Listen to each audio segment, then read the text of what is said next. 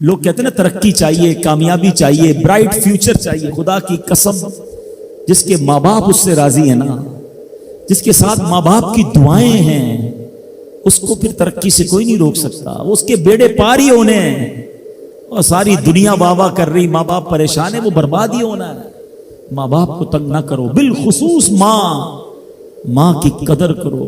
ماں کا کوئی نیبل بدل نہیں. اور یہ دعا دے دے تو بندہ کدھر پہنچ جاتا ہے. اچھا پھر آج کل ایک اور ٹرینڈ چلا ہے، کسی بھی طرح کا زندگی میں مقام بڑھ گیا نا، مشہور ہو گیا، اب وہ ماں باپ پر بھی روب جما رہا ہوتا ہے. پتہ نہیں میں کتنا بڑا آدمی ہو گیا ہوں، اب میں آپ کی خدمت کہاں سے کروں گا بھائی، ٹائم ہی کہاں ہے میرے پاس. ان کو کبھی یہ روب مت جمانا. ارے آج اگر کچھ بن بھی گئے ہو نا، یہ انہی کی دعائیں تھیں، اور ان کو کہہ رہے ہو بڑا آدمی ہو گیا.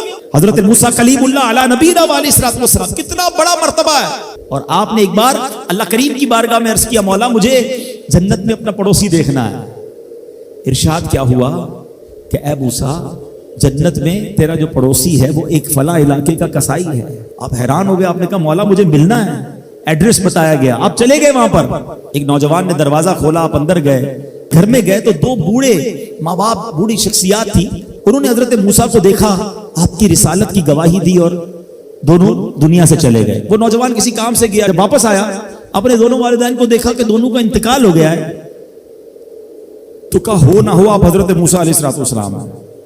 حضرت موسیٰ نے کہا میں نے تو نہیں بتایا کہ میں کون ہوں، تمہیں کیسے پتا چلا؟ کہا میرے ماں باپ روزانہ دعا کرتے تھے کہ یا اللہ اس وقت تک موت نہ دینا جب تک حضرت موسیٰ کا دیدار نہ کر لے. آپ ہمارے گھر آئے ہیں، آپ کو انہوں نے دیکھا ہے، یہ چلے گئے دنیا سے، آپ ہی حضرت موسیٰ ہیں. حضرت موسیٰ نے فرمایا بتاؤ کچھ اور بھی دعا کرتے تھے؟ کہا ہاں، میں اپنے بوڑھے ماں باپ کیونکہ چبا نہیں سکتے تھے، روز ان کو دیوالے چبا چبا کر کھلاتا تھا.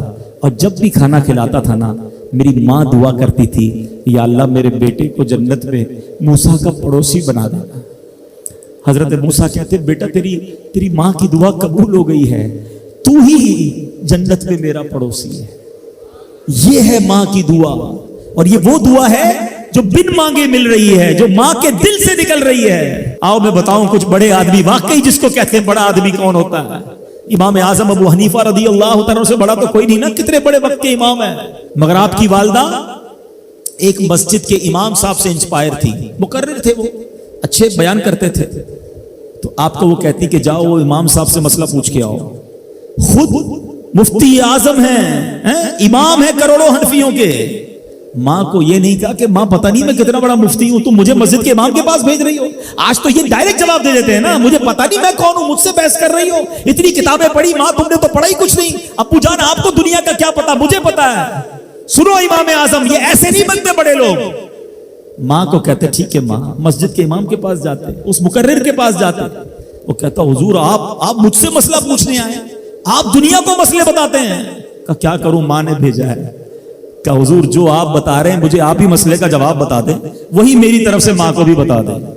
ایک بار ماں نے کہا کہ میں خود جا کر پوچھوں گی، پھر بھی امام اعظم نے منع نہیں کیا. اچھا کئی میل کا سفر تھا. امام ابو یوسف کہتے ہیں ہم نے خود دیکھا کوفہ کی گلیوں میں کہ امام اعظم اس خچر یا اس سواری کے لگام تھامے ہوئے ہیں، ماں اس پر سوار ہے اور وہ بازار میں اسے لے کے جا رہے ہیں. ماں کو یہ نہیں کہا کہ ماں تم مجھے تکلیف دے رہی ہو، وہ میرا شاگردوں کا بھی شاگرد ہے، اس کو کیا پتا جو مجھے پتا ہے. اللہ اکبر. ماں جاتی ہیں، مسئلہ پوچھتی ہیں، واپس آتی ہیں. امام اعظم ماں کو کچھ نہیں کہتے. یہ ہوتا ہے ماں کی فرما برداری. آج دیکھو دنیا ان کے گن گا رہی ہے. سیدنا بایزید بستامی رضی اللہ تعالیٰ عنہ، کتنا بڑا نام ہے، اولیاء کے سردار ہیں. دیکھو ماں کی خدمت کیسی کرتے تھے. آپ کی والدہ نے سردیوں کی رات تھی، سخت سردی کی رات، آپ سے پانی مانگا.